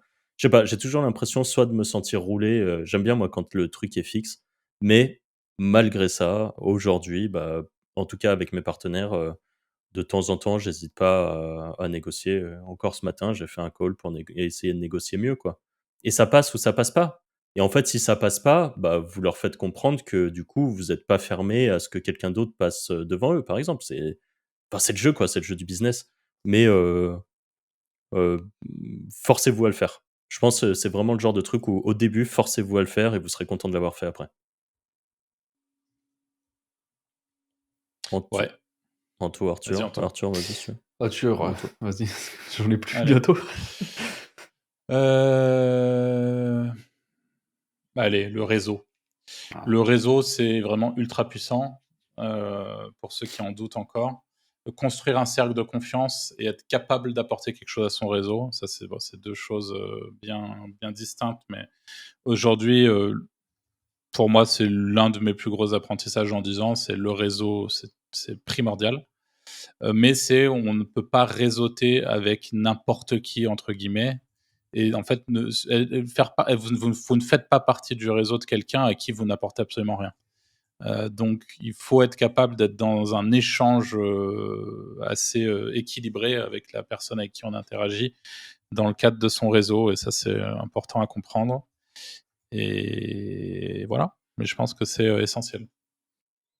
Ouais et ça, ouais, tu as raison de le faut pas que ça soit à sens unique, en fait. Je pense qu'il y a trop de personnes, qui pour qui ça peut être à sens unique et en général, du coup, c'est du petit réseau mais qui fonctionne pas forcément très longtemps et il y a réseau et réseau aussi. Après, tu as toujours des gens avec qui tu vas avoir un meilleur feeling et voilà, et d'ailleurs, le réseau, on l'a déjà dit plein de fois, mais si vous nous écoutez, que vous avez personne avec qui parler de vos business, enfin, sans parler des business, mais à qui poser des questions, avec qui échanger, déjà, vous avez le Discord des Wizards. Vous avez aussi, je trouve, la communauté sur Twitter qui parfois peut être très piquante, mais qui a quand même pas mal de gens qui discutent, qui peuvent répondre à vos problématiques, à vos questions. En fait, il y a des forums, pour le SEO, voilà, moi je l'ai dit plein de fois, je suis toujours, actif sur Script SEO. J'aime bien, lire, j'aime bien répondre aux gens. En fait, il y a pas mal d'endroits où vous pouvez, mais faut pas avoir, honte de ce que vous pourriez poser comme question. Typiquement, vous venez sur le Discord des Wizards, parfois il y a des gens qui nous posent des questions à nous en privé, alors que bon, déjà, on n'a pas forcément toujours le temps de répondre dans la foulée ou des trucs comme ça et qui nous disent: «Ouais, j'ose pas la poser en public parce que c'est une question de noob». Mais en fait, c'est le principe d'un Discord communautaire, c'est que si vous arrivez et vous posez vos questions. Évidemment, posez pas, enfin, essayez de chercher un tout petit peu la réponse avant. C'est-à-dire, si vous avez une question qui est quand même très basique, vous la posez sur Google ou sur ChatGPT et vous avez déjà un embryon de réponse. Mais si malgré ça, vous n'avez pas compris, bah, vous dites: «Voilà, j'ai cherché, j'ai pas compris, est-ce que quelqu'un peut mieux m'expliquer?» Il y a quand même 90 du temps quelqu'un qui vous répondra. Enfin, nous, sur le Discord des Wizards, les gens répondent toute la journée, aux questions des autres, à part, si vraiment, la question, est vraiment trop complexe ou des trucs comme ça. Mais pour, la très grande majorité des questions, vous pouvez avoir des réponses. Mmh. Le lien est en description, évidemment Oui et c'est gratuit, bien sûr. et si vous aimez bien ce podcast, pensez à mettre un petit commentaire et un like. Et des étoiles sur Spotify, évidemment. Aussi et abonnez-vous. Oui, c'est vrai. OK. Vas-y, Franck, si tu veux. Moi, je voulais parler du fait de commencer alors là, c'est peut-être plus pour les personnes qui sont un peu plus débutantes, mais commencer en faisant beaucoup de trucs gratuits, c'est vraiment bien. C'est cool pour apprendre et tout ça. Mais au bout d'un moment, il faut accepter qu'il va falloir dépenser pour scale. On en parlait du scaling, on en a beaucoup parlé avant. Le scaling, c'est aussi de la dépense d'argent. C'est-à-dire que vous pouvez pas scale à la gratos. C'est je pense que enfin, à part, je vois pas dans quel monde vous pouvez scale sans dépenser de l'argent, que ça soit dans du recrutement de personnes, dans ou de prestataires ou du scaling dans, quelqu'un qui va, s'occuper de gérer, par exemple, dans les cas d'édition de sites comme on fait, de gérer des campagnes de netlinking, de gérer du contenu, de gérer, si vous voulez scale par exemple sur du YouTube, et ben, de gérer le script, de gérer le montage vidéo et tout ça. Moi, je l'ai dit plein de fois, dans les podcasts, j'ai un peu ce côté rat où j'ai parfois un peu, pas envie de dépenser. Mais par exemple, là, ces dernières années, je me suis vraiment mis à dépenser beaucoup plus et en fait, les résultats, on les voit. Donc il faut accepter de dépenser, pas de façon débile, pas, de vous dire, «Vas-y, full cash, je balance des sous complètement au hasard dans» enfin voilà, c'est quand même du bon sens. Faut essayer de faire les choses bien. Mais du coup, quand vous commencez, il y a beaucoup de choses que vous pouvez faire vous, que vous pouvez faire à la gratos, bah, par exemple, encore une fois, dans l'édition de site, gratuitement, vous pouvez quasiment faire vos sites et ça va vous coûter un petit hébergeur, vous pouvez faire des thèmes gratuits, vous pouvez faire du contenu gratuit, vous, en écrivant, vous pouvez faire des liens gratuits, en faisant notamment du ninja linking, de l'échange de liens et tous ces trucs-là qui marchent très bien. Ça fonctionne. C'est juste que tout ça, ça demande du temps et que vous, dans votre journée, vous avez 24 heures et qu'il y a un moment où vous allez être limité par le temps parce que si vous devez gérer à la fois ça et même si vous devenez bon et que vous arrivez vraiment à devenir, avoir une très grosse efficience et vraiment avancer vite, vous arrivez à écrire du contenu rapidement, vous arrivez à trouver des spots de ninja linking, rapidement, vous arrivez à trouver les bons partenaires pour faire de l'échange de liens rapidement, vous arrivez à monter des vidéos rapidement pour votre YouTube, à faire des bons scripts et des trucs comme ça grâce à l'IA ou qu'importe. Il y a quand même un moment où vous êtes limité. Et en fait, je pense que, par exemple, faire un 0 à 5 000, voire même 0 à 5 000 € par mois, en full gratuit, c'est tout à fait possible. 0 à 10 000, c'est toujours possible, mais ça demande pas mal de connaissances et d'avoir une bonne efficience et tout ça. Mais en fait, il y a vraiment un cap, à part exception, parce qu'évidemment, il y a toujours des exceptions. Il faudra pas venir dire, «Bah, moi, je fais 30 000 et je suis tout seul». Voilà, il y a toujours des exceptions, évidemment, mais pour la majorité des personnes, si vous voulez passer un peu un cap au-dessus et commencer à vraiment mieux gagner votre vie, tout en restant solopreneur, comme, par exemple moi je suis ou comme nous on est, il va falloir accepter que vous allez devoir, payer pour du contenu, parce que c'est souvent le truc le plus long et chiant. Heu, voilà et trouver les bonnes personnes pour ça, c'est pas toujours facile, ça va vous coûter cher, mais au fil du temps, c'est ce qui va vous permettre d'avancer et de scale et d'avoir des beaux projets qui rapportent de l'argent, qui potentiellement peuvent être vendus assez cher et ainsi de suite.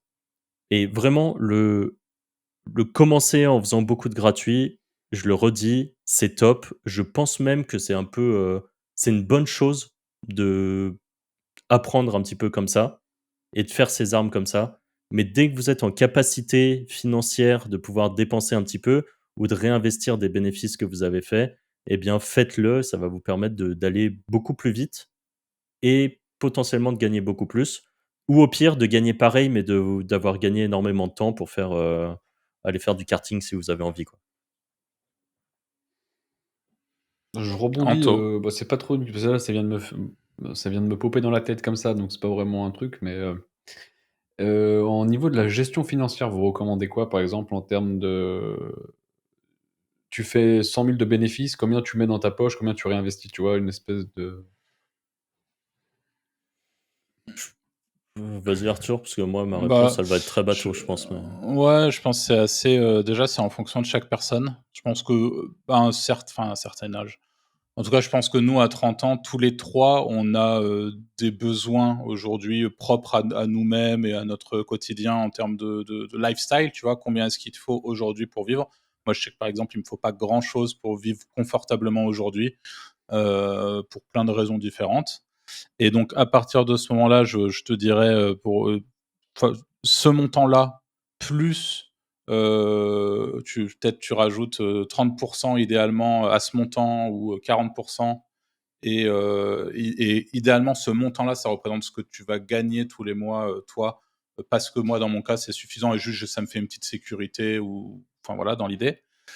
Et le reste, tu le places. Donc après, ça dépendra de tu vois, tu as parlé de 100 000, si moi, il me faut 2 000 par mois pour vivre, tu fais ça, fois 12, bah, ça veut dire que je place, potentiellement, 60 000, tu vois, Mmh. sur les 100 000. Donc après, à voir où je les place. Mais en tout cas, je pense que ça sert à rien, en tout cas, de faire le castor, tu vois, sur un compte, tu vois? Il y a beaucoup de gens, tu sais, qui gagnent beaucoup et qui accumulent un peu leurs sous sur leur compte, voilà. Je pense qu'il vaut mieux placer quand même, mais je sais pas si ça répond à la question, en vrai?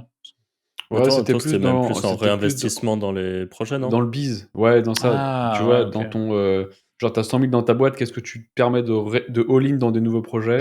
Je fais un putain d'hors-sujet. Non, mais c'est Les pas grave, enfers, ça a duré 10 minutes. c'était plus mais ça Ils c'est m'ont pas laissé parler. c'est pas très grave. En soi, c'est intéressant aussi, mais c'est plus en mode, ouais, genre, tu as un bon business qui tourne et combien tu prends de cet argent que tu as généré pour aller sur un autre biz ou tenter de le scale, tu vois? C'est pareil, c'est des questions qui sont compliquées à chaque fois.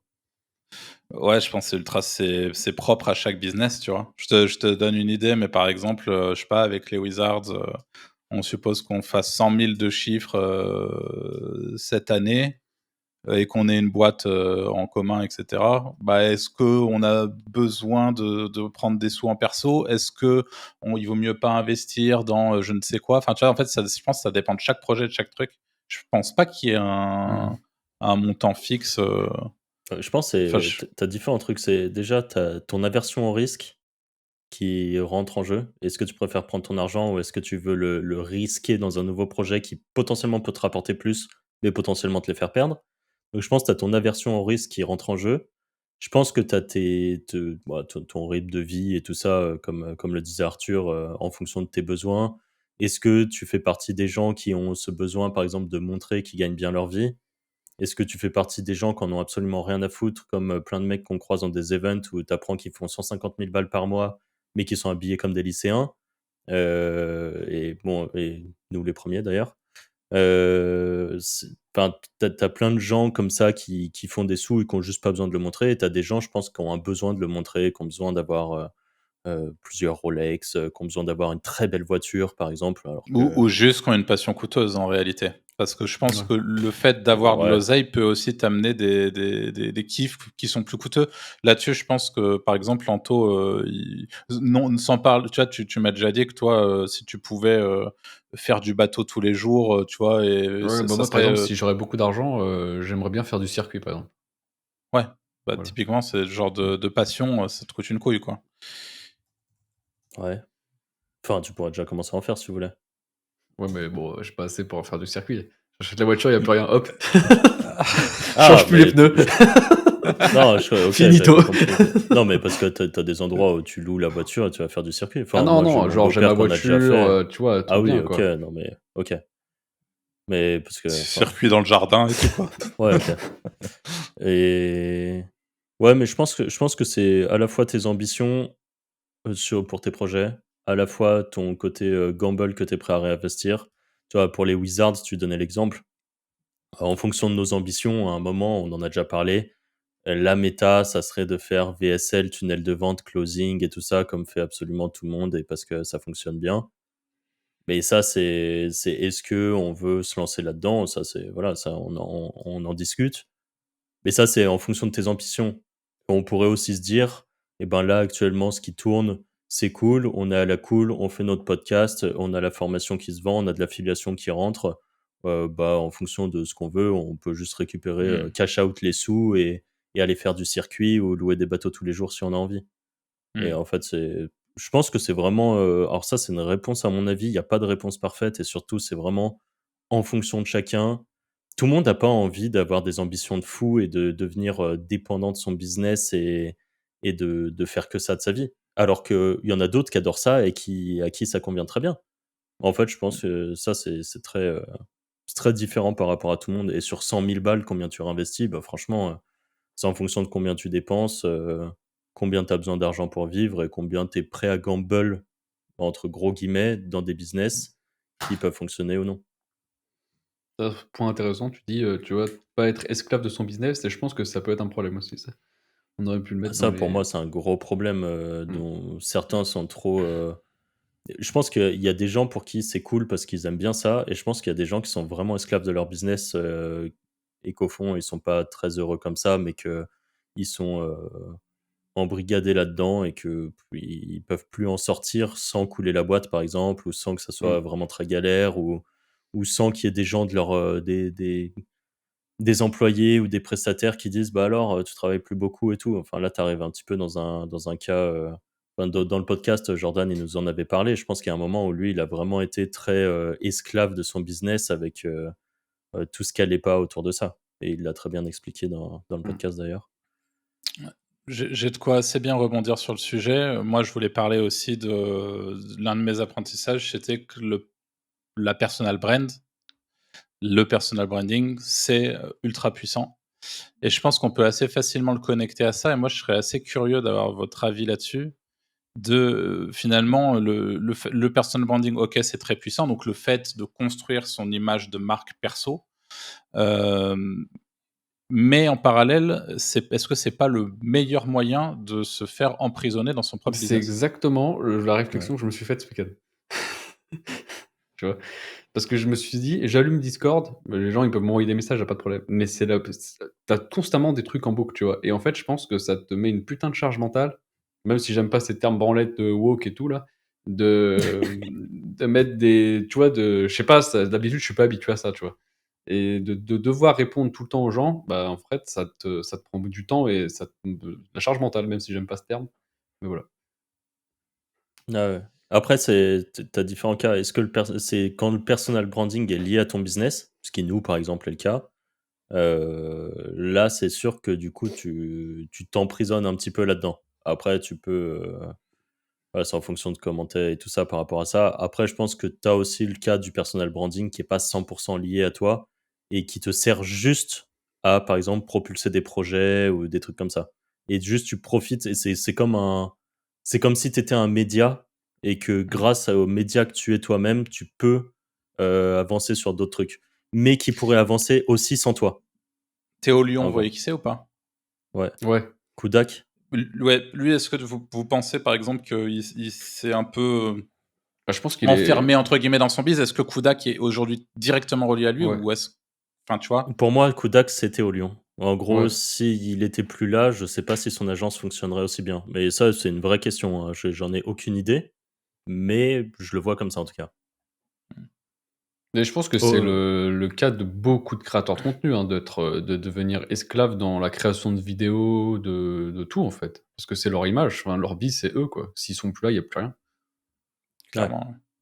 Et tu vois, je me demande, par exemple, à quel niveau, par exemple, le Raptor, là, le youtubeur, qui a lancé, du coup, une marque, Raptor Nutrition. Je me demande à quel point la marque de nutrition est liée à lui. Et que si demain il arrête de se mettre en avant, est-ce que le Raptor Nutrition, ça va couler? Et je pose cette question parce que, par exemple, NutriPure, qui est une marque de produits de musculation et tout, je crois qu'il s'appelle Christophe Cario, le mec qui a monté ça, qui est un champion du monde de karaté, genre très connu dans ce domaine, qui l'a monté. Son personal branding a aidé, je pense, au début pour, donner une vraie, image crédible à sa Mmh. marque, mais aujourd'hui NutriPure et il y a pas sa tête qui est absolument partout. Je pense que les gens Puis qui achètent déjà, chez point NutriPure intéressant, s chez NutriPure, il y a pas son nom. Raptor Nutrition et tu vois ce que je veux dire, ouais, déjà? ouais, ouais. Bah, c'est pour moi la première erreur est là, en tout cas. C'est pour moi, c'est une erreur. Mmh. Ça a été intelligent de sortir un NutriPure et pas un truc qui est lié à ta brand initiale. Tout comme demain, je te dis une bêtise, mais si demain on lance, une plateforme de vente de liens, pour moi, il faut pas qu'elle s'appelle Wizards, Links quoi, tu vois? Enfin, Mmh. Bah, je pense c'est que ça t'aide au en début, mais ça peut te ouais, desservir sur le long terme. ouais, clairement. Déjà, le projet est instantanément invendable, tu vois? Aussi, ouais. enfin, c'est plus compliqué. Même le même Raptor, il vend son truc Raptor Nutrition. Enfin, tu sais, c'est bizarre. Tu as racheté un truc qui s'appelle Raptor Nutrition. C'est directement lié à l'audience d'un YouTuber qui s'appelle Raptor. Enfin, je sais pas. Pour moi, c'est un peu se foutre une balle dans le pied. Mais d'un autre côté, c'est sûr qu'au début, c'est sans doute plus positif qu'autre chose. Ouais. Est-ce que vous avez d'autres choses? Non. D'autres points? Ouais, moi j'en ai j'en ai un ou 2 derniers. Ouais, attends, j'en ai 4, donc je commence Ah parce que vas-y, sinon vas-y. à la fin, je vais être en monologue total. Moi, c'est un petit point, c'est n'attendez pas à ce qu'on. Enfin, c'est un des apprentissages, c'est que j'ai appris à ne plus attendre la monnaie de ma pièce. C'est-à-dire que ça va sans doute vous arriver si vous êtes quelqu'un qui est un peu dans le partage, même si on l'a dit, dans certains secteurs d'activité, c'est très compliqué d'être dans le partage, dont l'affiliation, ou en tout cas de trop l'être ou de certaines manières. Mais moi, j'ai beaucoup été parfois déçu par des gens qui oublient un petit peu avec le temps ce qu'on a. En fait, les gens globalement oublient et vous n'allez pas nécessairement avoir de retour sur ce que vous leur donnez, quoi. Voilà, grosso modo, c'était un peu Après ça, tu as ça. une vraie théorie là-dessus, j'ai plus le nom, mais qu'en gros, le meilleur moment pour avoir un retour sur un service que tu as donné, par exemple, c'est au moment où tu le donnes. C'est dans Mmh. l'immédiateté. Ouais, c'est Et clair. en fait, plus le temps passe et plus les gens oublient, que tu as Mmh. fait quelque chose pour eux qui peut-être à un instant T a pu complètement les sauver, qui a pu complètement les aider et tout. Mais 2 ans après, c'est acquis et ils se Ouais, diront c'est fini, juste, ouais. «Ouais, il Ouais. m'a filé un petit coup de main, mais en fait, ça m'avait pas trop aidé sur le moment». Enfin, Ouais. c'est voilà, il était bien gentil d'être là, mais bon, voilà. Et il y a Et j beaucoup de gens qui fonctionnent avec ce truc de «You owe me one», donc tu m'en dois une, en gros. Ouais. Et la réalité, c'est quand, comme tu l'as dit, au bout de quelques années, c'est complètement oublié, quoi. Donc en Ouais, fait, ouais. voilà, faut avoir Mmh. aussi conscience de ça et c'est pas forcément tout le temps évident. Ouais. Moi, juste pour, un point qui est très business du coup et notamment lié à nos business à nous, mais je pense que ça peut s'appliquer pour tout. Le point essentiel que je vois, c'est de garder les emails ou les télégrammes des gens ou un moyen de contact des gens, un numéro de téléphone, qu'importe, mais l'email est le plus simple à mettre en place. Heu, on l'a déjà expliqué plein de fois dans les podcasts, mais je regrette, amèrement plein de projets sur lesquels j'ai eu beaucoup de trafic et où j'ai pas récupéré les emails. Et en fait, je pense qu'encore aujourd'hui, c'est des trucs qui aujourd'hui ont coulé et sont morts, mais soit qui auraient pu me rapporter beaucoup plus d'argent, soit qui pourraient encore m'en rapporter. Heu et ça, enfin ça, des personnes comme Cyril qu'on a eu, en interview, Web de Fou sur le podcast, sera le le mieux placé pour en parler, mais les emails, ça vaut de l'or. De toute façon, Arthur, toi, tu as pu le traquer avec, beaucoup de choses aussi et tu le sais que ça vaut de l'or. Nous, on le sait à notre échelle que ça vaut de l'or. Moi, j'ai toujours assez mal traqué les ventes liées aux emails, mais je voyais quand même que quand, sur certains projets, je balance un email, bah, dans les 3 jours qui suivent, je fais beaucoup plus de ventes que d'habitude, donc c'est forcément que ça trigger des ventes. Heu, il y a, si vous nous écoutez depuis longtemps et que vous l'avez toujours pas fait, franchement, penchez-vous dessus. Restez pas sur la théorie et mettez en pratique, ce qu'on vient de dire. C'est vraiment en fait, je pense que certaines personnes s'en rendent pas compte, mais ça peut être des centaines, voire des milliers d'euros par mois en plus qui peuvent être gagnés.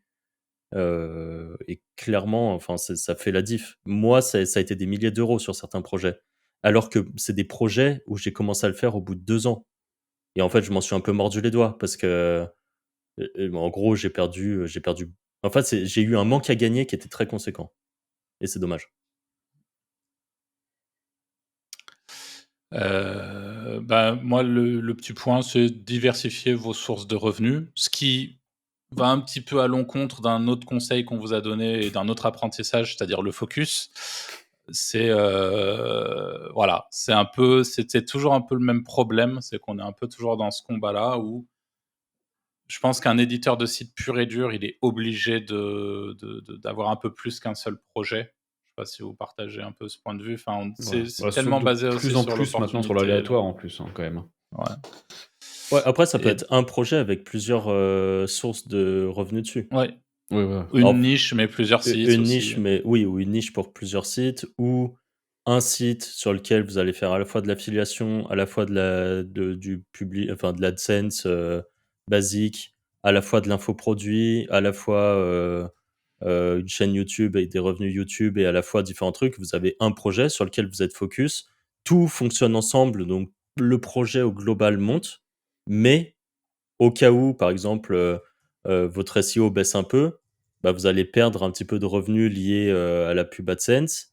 Mais si vous avez capté les emails et que vous avez une chaîne YouTube qui, elle, marche bien, bah, potentiellement, vous allez pouvoir, rebondir un peu là-dessus, avoir des sous qui rentrent de différentes sources et ainsi de suite.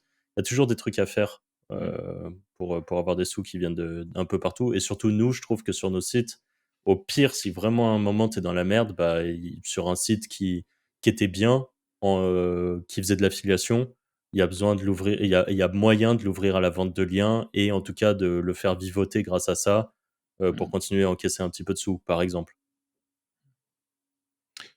Tout à fait. Vas-y Franck, si tu restes là. Eh ben, tu parlais d'avoir plusieurs sources d'argent. Moi, c'était, éviter d'avoir qu'une seule source d'acquisition de trafic. Mmh. On s'est mangé trop de fois des énormes murs en étant uniquement sur du SEO ou uniquement sur du media buy via Facebook, par exemple. Tu te fais bannir ton compte, et ben finito.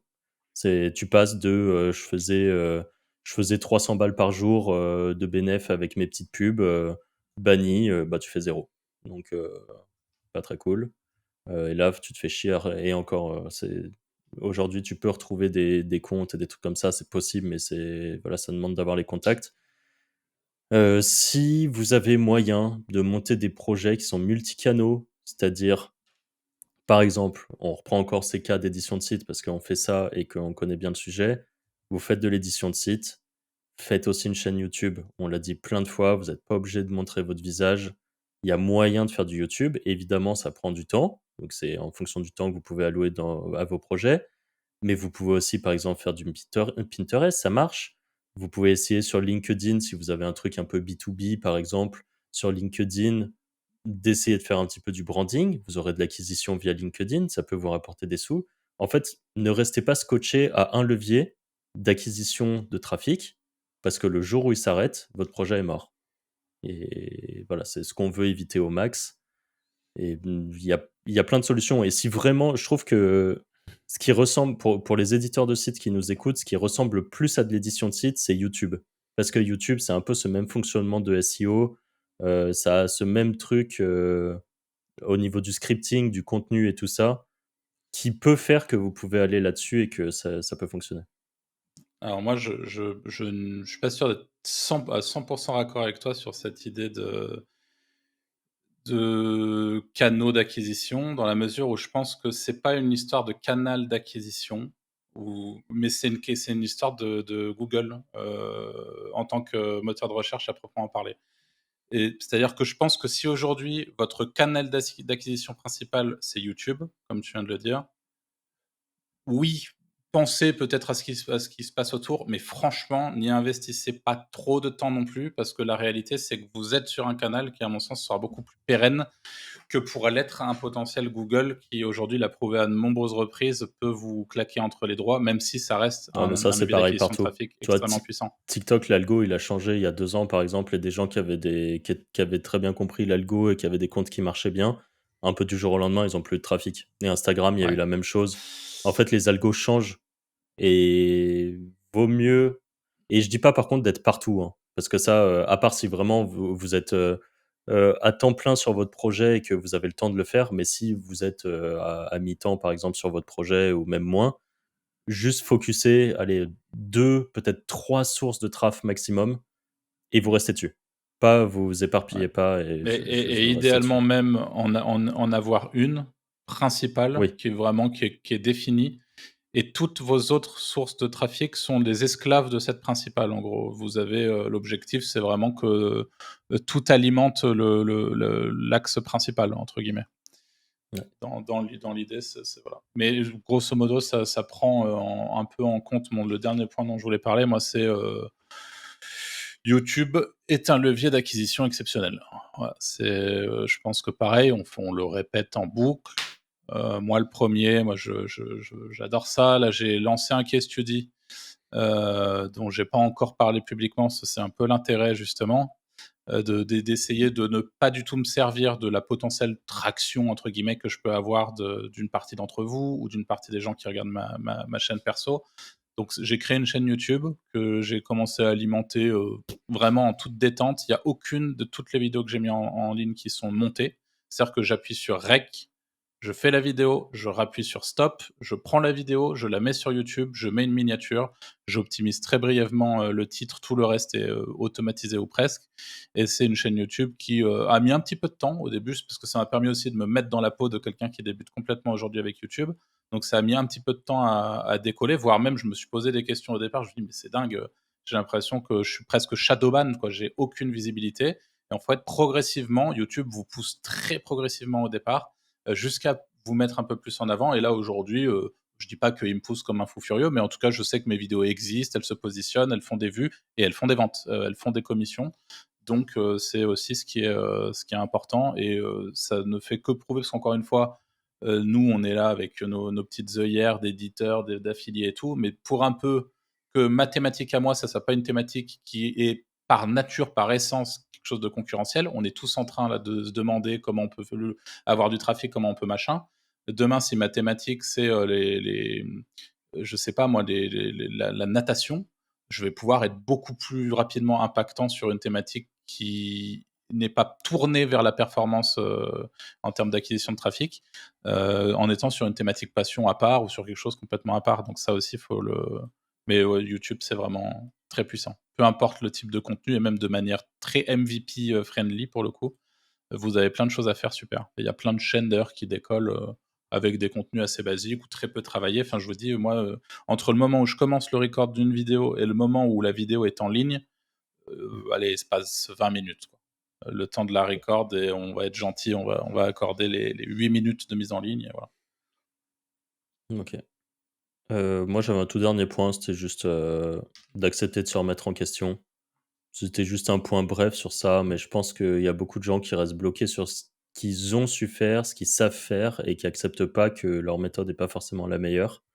Et de ce que je vois, ceux qui ont toujours le mieux réussi, c'est des gens qui acceptent qu'ils savent pas tout et qui sont à l'écoute d'autres possibilités. Et si vous écoutez ce podcast, je pense que vous faites déjà un peu partie de ces gens-là, mais peut-être qu'il y a des gens où c'est pas le cas. Et si vous acceptez pas la remise en question, que peut-être ce que vous faites est pas la version parfaite de ce qui pourrait être fait, bah, voilà. Essayez d'accepter, au moins peut-être d'essayer d'autres méthodes ou d'autres choses qui peuvent fonctionner chez d'autres pour voir si vous, ça peut vous convenir ou pas. Et en fait, pourquoi je dis ça? C'est parce que des personnes, qui à une époque, par exemple, pouvaient très bien gagner leur vie ou qu'on côtoyait et qui fonctionnaient très bien, il y a des moments où il y a eu des caps qu'ils ont pas accepté de faire, des gros changements qu'ils ont pas accepté de faire et aujourd'hui, bah, soit ils vivotent, soit ils ont changé de secteur, par exemple, parce qu'il y a un moment où ils ont juste pas accepté que ce qu'ils faisaient n'était plus la meilleure chose à faire. Voilà. Ouais, c'est bien en vrai que tu parles de ça à la fin, parce que c'est méga important. Mmh. Ça aurait été con de l'oublier.